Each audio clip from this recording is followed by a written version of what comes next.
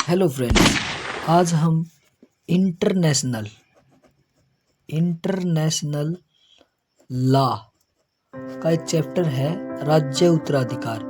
आज हम इसको पढ़ेंगे कि राज्य उत्तराधिकार है क्या, उसका अर्थ पढ़ेंगे, उसकी परिभाषा पढ़ेंगे और जो राज्य उत्तराधिकार है वो कितने प्रकार का होता है ये पढ़ेंगे। तो दोस्तों, राज्य उत्तराधिकार का अर्थ क्या है कि राज्य उत्तराधिकार का अर्थ या तात्पर्य उस प्रक्रिया से है जिसमें एक राज्य या देश, जैसे कि दोस्तों हमें पता है कि पॉलिटिकल साइंस में राज्य को देश कहा जाता है, ठीक है। और जब हिस्ट्री की बात करते हैं तो राज्य एक किसी देश का एक प्रांत होता है, उसका प्रांत मतलब होता है यानी कि राज्य। लेकिन पॉलिटिकल साइंस के अंदर राज्य का मतलब देश होता है। तो दोस्तों, जैसे कि इसकी डेफिनेशन है राज्य उत्तराधिकार की, या उसका मतलब कि उसका जो मतलब कि परिभाषा है या फिर अर्थ है वो क्या है।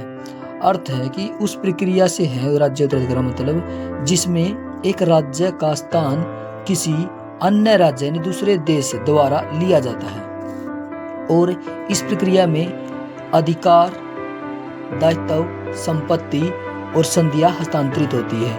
यानी जिस देश के द्वारा उस देश के मतलब जिस देश पर मतलब हस्तांतरित हुआ है, यानी इस प्रक्रिया में क्या हुआ कि जो राज्य है वो किसी दूसरे राज्य के रूप में तब्दील हुआ है या विलय किया है या विभाजन हुआ है जो या शामिल हुआ है, तो उससे क्या होगा, तो उसके जो अधिकार हैं, दायित्व है, संपत्ति है और संधियां है वो हस्तांतरित होती है, यानी कि वो बदल जाती है, यानी दूसरे के हाथ में चली जाती है। और यह तब होता है जब एक राज्य समाप्त हो जाता है। और ये कब राज्य उत्तराधिकार वाली परिस्थितियां कब होती है कि एक तब होती है कि जब एक राज्य पूरी तरह से समाप्त हो जाता है या विभाजित होता है, विलय होता है। विलय मतलब कि दूसरे राज्य में शामिल हो जाना, या एक नया राज्य अस्तित्व में आता है, एक राज्य पूरी तरह से नया बन जाता है, ठीक है दोस्तों। तो दोस्तों आगे हम इसकी परिभाषा पढ़ेंगे कि राज्य उत्तराधिकार की परिभाषा क्या है।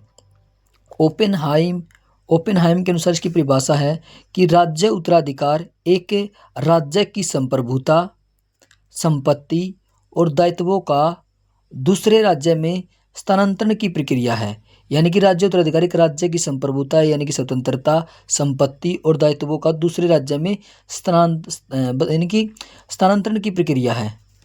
अब दोस्तों हम पढ़ेंगे कि राज्य उत्तराधिकार के प्रकार कितने हैं। तो दोस्तों, राज्य उत्तराधिकार के जो प्रकार हैं वो दो प्रकार के हैं।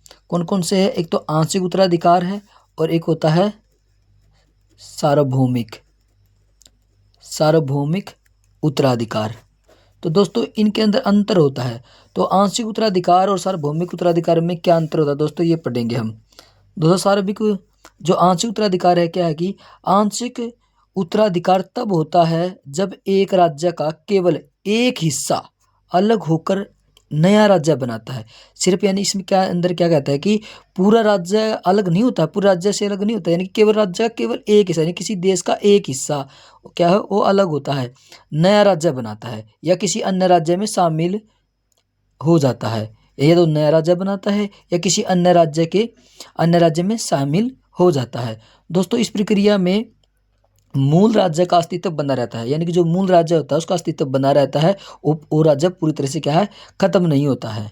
ओके दोस्तों, अब हम पढ़ेंगे कि जो सार्वभौमिक उत्तराधिकार क्या है। सार्वभौमिक उत्तराधिकार के बारे में हम पढ़ेंगे कि सार्वभौमिक उत्तराधिकार क्या है। सार्वभौमिक उत्तराधिकार तब होता है जब एक राज्य पूरी तरह समाप्त हो जाता है और उसकी संप्रभुता, अधिकार, संपत्ति या दायित्व एक नए राज्य या अन्य मौजूद राज्य में स्थानांतरित हो जाते हैं।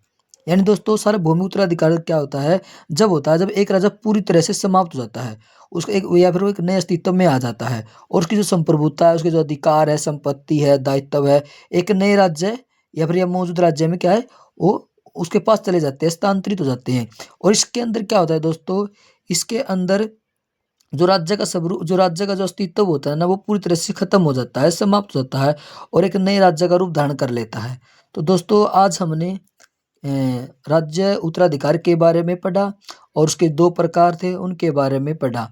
आगे हम इनके विशेषताएं भी हैं इन प्रकारों की, ठीक है दोस्तों, वो नेक्स्ट वीडियो में करेंगे। धन्यवाद।